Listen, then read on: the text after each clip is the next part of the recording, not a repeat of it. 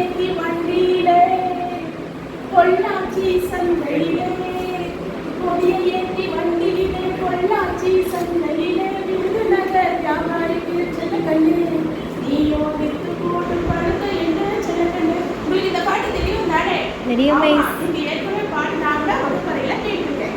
அப்ப இந்த பாடல் இருக்கு, அவங்களுக்கு இந்த பாடத்துக்கு கொடுத்துருக்காங்க. இது என்ன பாடம் வரும்? இந்த பாட்டிலே இருக்கு. அது என்ன சொல்றாங்க? பொள்ளாச்சி சந்தை. அப்ப இன்னைக்கு நம்ம படிக்க போற பாடம் என்ன? சந்தை. சந்தை அப்படிங்கிற வார்த்தை உங்கள சில பேருக்கு நல்லா தெரிஞ்சிருக்கும். நீங்க சில பேர் கிராமத்துல இருந்து வந்திருக்கீங்க இல்லையா? உங்க கிராமத்துல பாத்தீங்கன்னா ஒவ்வொரு வாரமும் சில குறிப்பிட்ட நாட்கள்ல சாயங்கால வேளைகள்ல முச்சந்தி நாற்சந்தி அப்படின்னா என்ன அர்த்தம் அப்படின்னா 3 ரோடு போடுற இடம், 4 வழி பாதை போடுற இடம் சொல்றீங்க இல்லையா? அங்க சிறு சிறு வியாபாரிகள் அவங்க வீட்டுல விளைஞ்சது, அவங்கள விவசாயம் பண்ணது, அவங்களால உற்பத்தி செய்யப்பட்ட பொருட்கள், அவங்களால வளர்க்கப்பட்ட கால்நடைகள், கோழிகள், ஆட்காடுகள் இது எல்லாத்தையும் அந்த இடத்துக்கு கொண்டு வந்துருவாங்க. அப்ப என்ன பண்ணுவாங்க? ஜனங்கள்லாம் அந்த குறிப்பிட்ட நாள் குறிப்பிட்ட கிழமைகள்ல அந்த இடத்துக்கு போய் அந்த சந்தையில பொருட்களை வாங்குவாங்க.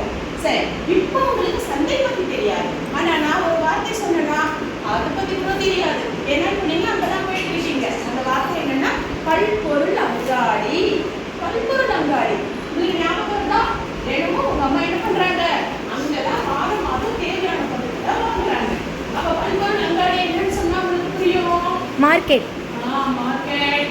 இன்னொன்னு வார்த்தை இருக்கு, சூப்பர் மார்க்கெட். ரொம்ப நல்லா சொன்னீங்க. பல்பொருள் அங்காடி அப்படின்னா சூப்பர் மார்க்கெட். அப்ப இன்னைக்கு நாம படிக்க போற சந்தை அப்படிங்கிற பாடத்துக்கும் இந்த பல்பொருள் அங்காடிக்கும் சம்பந்தம் இருக்கா? எஸ்மா. சம்பந்தம் இருக்கு.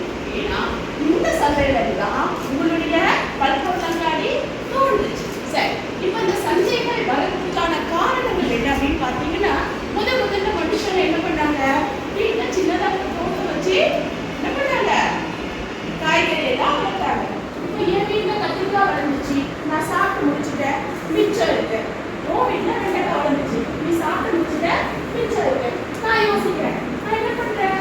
என் வீட்டுல வீட்டுக்கு நிறைய கத்திரிக்காய் வந்து மூட்டை கொடுக்குறேன்.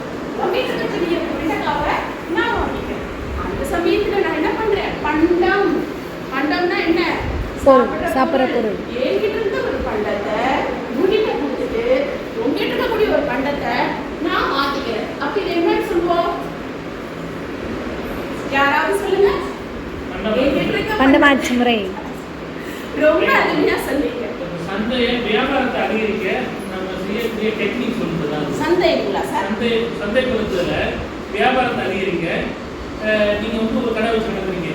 உங்களுடைய வியாபாரத்தை அதிகரிக்கிறதுக்கு நீங்க செய்யக்கூடிய ஏதாவது ஒரு புது மெத்தட் ஏதாவது சந்தையில நான் கொண்டு வரக்கூடிய பொருட்கள்லாம் நான் முதல்ல எழுதி வைக்கணும். இது புதுசான காய்கறிகள், ஆங்கிலத்தில் சொன்னா ஃப்ரெஷ் வெஜிடபிள்ஸ், ஃப்ரெஷ் ஃப்ரூட்ஸ் அப்படின்னு நான் எழுதி வச்சாலும் நிறைய பேர் வருவாங்க. ரெண்டாவது ஆர்கானிக், உரமற்றது, பூச்சி மருந்து கட்டுறது அப்படின்னு நான் எழுதி வச்சேன்னா ஜனங்க என்ன நம்புவாங்க, ஏன்னா நான் விவசாயி. மூணாவது குளிர் படுத்தப்படவில்லை. நான் வந்து இதை ஃப்ரிட்ஜில் வைக்கல, ஃப்ரீஸ் பண்ணலை.